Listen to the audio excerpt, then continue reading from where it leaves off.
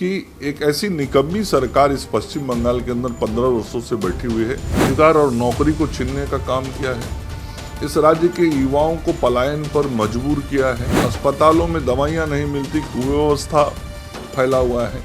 जो ग्रामीण सड़कें हैं उन सड़कों का हालत बहुत खराब है और पश्चिम बंगाल की जनता भी उन सारे मुद्दों को मानती है। और उत्तर बंगाल का जो विकास हो सकता था उसको जानबूझ के वर्तमान सरकार ने रोकने का काम किया है। कार्यकर्ता ही बोलते हैं, कोई नेता नहीं बोलता है। लेकिन दूसरे पार्टियों में हम लोग जैसे बात करते हैं तो कहते हैं कि हमारे कार्यकर्ता, लेकिन आप लोग खुद कार्यकर्ता बन जाते हैं। आप देखते होंगे कि हमारे सर्वोच्च नेता आदरणीय नरेंद्र मोदी जी भी जब सांगठनिक कार्यक्रमों में रहते हैं तो वो भी अपने को कार्यकर्ता ही बोलते हैं। नमस्ते, मेरा नाम सागर कुमार है और आप न्यूज़ हाट देख रहे हैं। देखिए, पिछले 2-2.5 महीने से न्यूज़ हाट की टीम बंगाल के गलियों में, गांव में घूम रही है और लगातार जो जनता के मिजाज हैं और नेताओं की तैयारी है वो हम दिखाने का प्रयास कर रहे हैं। इस वक्त हमारे साथ एक्सक्लूसिवली जुड़ चुके हैं मंगल पांडे जी, प्रभारी हैं पश्चिम बंगाल भाजपा के। बहुत बहुत स्वागत है सर आपका। नमस्कार सर, भारतीय जनता पार्टी का स्थापना दिवस मनाया गया है, बहुत धूमधाम से पूरे देश में मनाया है। सबसे पहले तो क्या कहेंगे? आज भारतीय जनता पार्टी का 47वां स्थापना दिवस है। इस अवसर पर भारतीय जनता पार्टी के सभी कार्यकर्ताओं को मैं अपनी ओर से आपके चैनल के माध्यम से बधाई और शुभकामनाएं देता हूं। निश्चित रूप से आज का दिन भारतीय जनता पार्टी के एक एक कार्यकर्ताओं के लिए बहुत ही महत्व का दिन है, चूँकि आज ही के दिन हमारे पार्टी की स्थापना हुई थी। ऐसे ये पार्टी पहले से भारतीय जनसंघ के रूप में रही है और पिछले 7 दशक के परिश्रम का परिणाम है कि आज भारतीय जनता पार्टी का परिवार इतना बड़ा दिखता है। 3 पीढ़ी लगी है इस संगठन को खड़ा करने में, 4थी पीढ़ी आ गई है। तो एक लंबा समय लगा है इस संगठन के पेड़ को इतना बड़ा करने में और आज भारतीय जनता पार्टी के एक एक कार्यकर्ताओं के लिए बहुत गर्व का दिन है।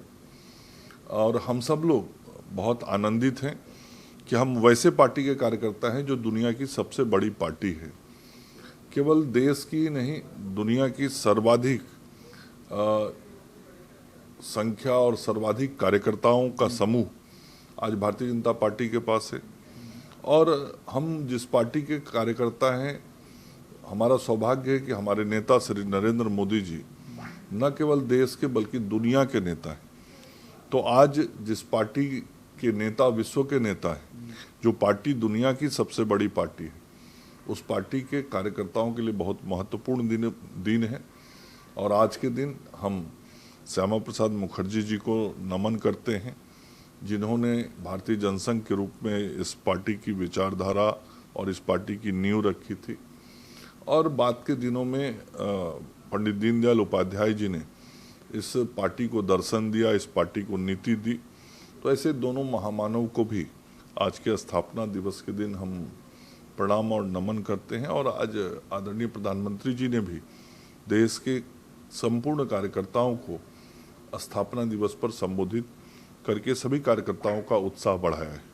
एक सवाल ये है कि आप लोगों से जब भी बातचीत होती है, ऑन कैमरे या ऑफ कैमरे, हर कोई अपने आप को कार्यकर्ता ही बोलते हैं, कोई नेता नहीं बोलता है। लेकिन दूसरे पार्टियों में हम लोग जैसे बात करते हैं तो कहते हैं कि हमारे कार्यकर्ता, लेकिन आप लोग खुद कार्यकर्ता बन जाते हैं। आप देखते होंगे कि हमारे सर्वोच्च नेता आदरणीय नरेंद्र मोदी जी भी जब सांगठनिक कार्यक्रमों में रहते हैं तो वो भी अपने को कार्यकर्ता ही बोलते हैं और जनता का सेवक ही बोलते हैं। तो ये भाव और सोच का विषय है। कार्यकर्ता मतलब कार्य करने वाला व्यक्ति। तो हम लोग संगठन के कार्य करने वाले व्यक्ति हैं तो कार्यकर्ता ही हैं। अब स्टार प्रचारक आप बन गए, प्रभारी हैं। नहीं, वो एक काम है, वो भी एक काम है। तो जिसको जो काम है, जो कार्य दिया गया वो कार्य करना है, लेकिन है कार्यकर्ता।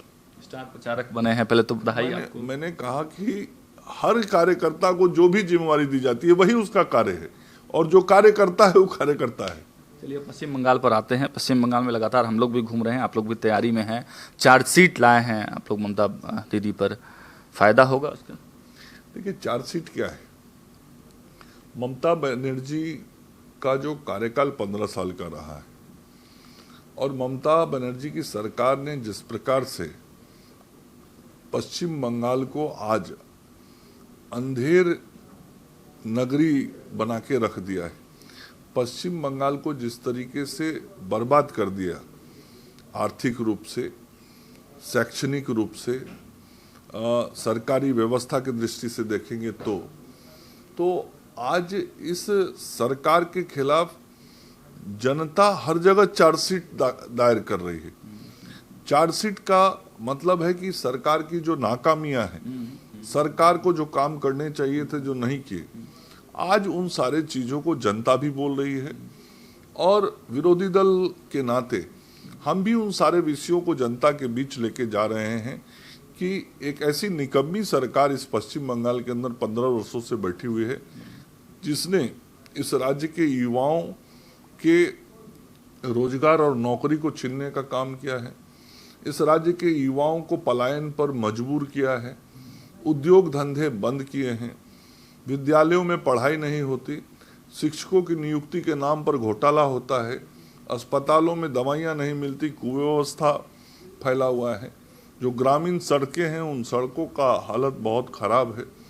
तो पूरी तरीके से एक ऐसी सरकार जिसके रहते हुए पश्चिम बंगाल रसातल की ओर जा रहा है, उस सरकार के कारनामों को हम लोगों ने उजागर किया है और पश्चिम बंगाल की जनता भी उन सारे मुद्दों को आज मानती है कि वर्तमान सरकार एक निकृष्ट सरकार है जिसको शीघ्र सत्ता से जाना चाहिए। कोई चुनौती भी है इस मार्ग में, क्योंकि 21 राज्यों में आपकी सरकार है, आज स्थापना दिवस है, तो 22 राज्यों तक आंकड़ा पहुंचेगा? परिणाम जब 5 राज्य के आएंगे तो ये आंकड़ा और आगे भी जा सकता है। 4 मई का इंतजार कीजिए। लेकिन पश्चिम बंगाल में तो निश्चित रूप से भारतीय जनता पार्टी की सरकार आ रही है, यहाँ की जनता की इच्छा और अभिलाषा है। इसलिए पश्चिम बंगाल के प्रति तो मैं कह सकता हूँ कि यहाँ की जनता ने मन बना लिया है कि नरेंद्र मोदी जी के नेतृत्व में डबल इंजन की सरकार, दिल्ली और कलकत्ता की एक जैसी सरकार यहाँ के विकास के लिए बनाएंगे। अंतिम सवाल, नॉर्थ बंगाल पहुंचे हैं आप, सिलीगुड़ी का पूरा एरिया आपने कवर किया है, क्या कुछ विशेष तैयारी है, क्या कुछ आने वाले कार्यक्रम?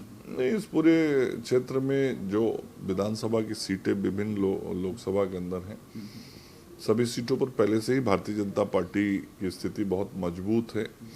हमारे सर्वाधिक विधायक इस क्षेत्र के विभिन्न विधानसभाओं से हैं और जिन विधानसभाओं को कुछ मतों के अंतर से हम पिछले चुनाव में हार गए थे, इस बार वैसे विधानसभाओं में भी भारतीय जनता पार्टी की जीत सुनिश्चित होगी।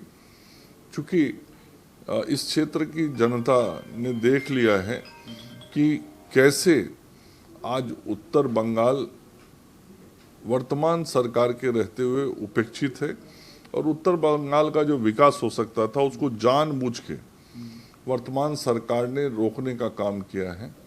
इसलिए यहाँ के लोगों की इच्छा है कि जो मजबूत सरकार बनने जा रही है, जिसमें संपूर्ण बंगाल का योगदान है, दक्षिण बंगाल भी है, मध्य बंगाल भी है, उसी के साथ उत्तर बंगाल जुड़ के एक मजबूत, अस्थायी, बड़े बहुमत वाली सरकार भारतीय जनता पार्टी की बनाएगी।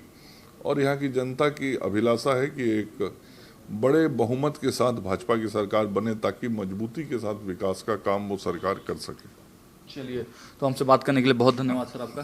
धन्यवाद। तो देखा आपने, प्रभारी मंगल पांडे स्टार प्रचारक बनाए गए हैं और लगातार रैलियों का, कार्यक्रमों का दौर चल रहा है। हम भी ग्राउंड पर हैं और देखिए जो मेन समस्याएं हैं, जब हम लोग भी ग्राउंड में जाते हैं, देखते हैं, तो देखिए विकास के पैमाने पर ये जो क्षेत्र है बहुत पिछड़ा हुआ है। जाम घंटों घंटों लगते हैं इस क्षेत्र में, सड़कें नहीं हैं गाँव में, तो बहुत सारी समस्याएं हैं। भाजपा दम तो भर रही है, अब देखना होगा कितना सक्सेस और कितना सफल हो पाती है। फिलहाल इस वीडियो में इतना ही। देखते रहिए न्यूज़ हाट। बहुत बहुत धन्यवाद।